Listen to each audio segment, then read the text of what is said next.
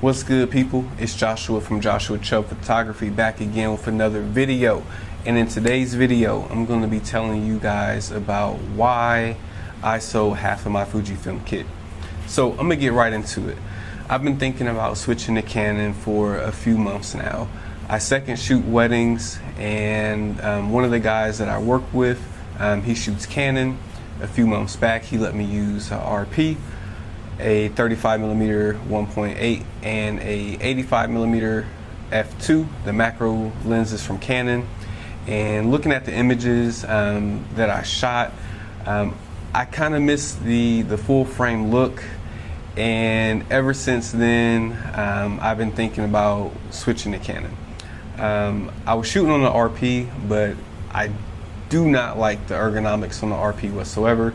So looking at the current offerings from Canon, the R5 and the R6, I've been thinking about switching.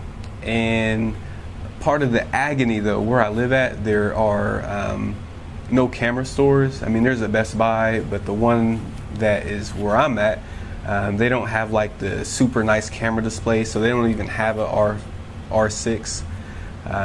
Did I say I was trying to get an R5? I was thinking about getting an R6. They don't have the R6. And so recently I did some traveling. I had to go to Atlanta to fly out. So I went to Professional Photo Resources in Atlanta. Check them out if you're ever in the area. And I was able to finally get my hands on the R6 after like months of thinking about switching. And I got my hands on the camera, and it just didn't feel right. Like it didn't feel the same. I didn't feel the magic, and basically my infatuation with Canon has now died out. So some of the things I didn't like about it, one, I mean, it's like plasticky build for the camera and for the lenses. Of course, with it being full frame, it's going to be bigger lenses, bigger bodies. And a way that manufacturers will try to keep the weight down is by using less premium materials. Nice thing about Fujifilm, their cameras are smaller, so they're able to use more premium materials. That way you don't really get the added weight because it's smaller. So for example, this beauty here, 18mm 1.4 just came in today. Can't wait to use it, but it's all metal. The XT3 I think is like magnesium alloy, super premium, and you don't get that with Canon. Plus I thought on the R6 that you get a joystick to move your focus points.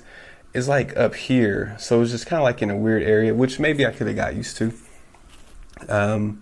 But yeah, it just didn't really feel the same.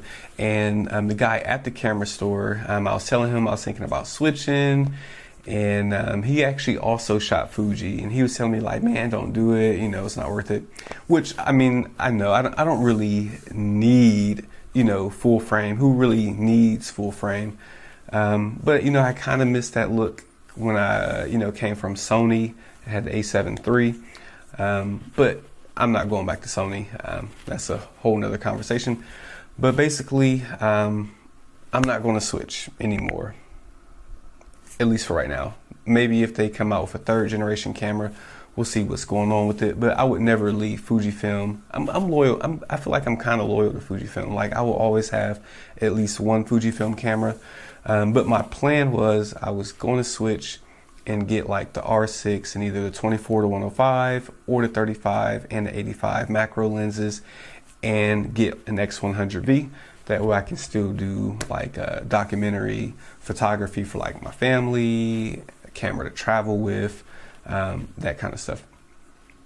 But I did kind of have a plan B for when I sold half of my kit. So I said, if I'm not going to get the Canon gear, I'm going to kind of build out my own personal roadmap of gear that I'm looking to acquire. And so that's what I did instead. So picked up the 18mm 1.4. Can't wait to put it through its paces. My thinking is I was going to sell the 18mm pancake lens, but I don't think that's going to happen. Eventually, I do want to add the X100V to my kit, and so let me tell you real quick the lenses that got the axe: 23mm f2, 50mm f2, 27mm 2.8, and the XS10 are all gone.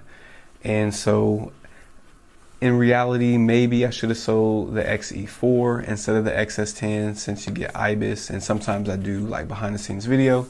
But the XS10 just really isn't that inspiring to me like the XE4 is. So I opted to keep the XE4. I can flip the screen up so I can see myself when shooting these YouTube videos, which is my preferred way to have the screen face me rather than a fully articulating anyway. So that is what happened. And so right now, professionally, I'll be using the 18mm 1.4, the 35mm 1.4, and the 90mm f2. Only 3 lenses I'll be using. And for a while I did rock a 3 lens kit, but I had the 16 to 55mm instead of obviously the 18 1.4. And there's like a little piece of me like in the back of my mind that kind of doesn't like having that gap between the 35 and the 90.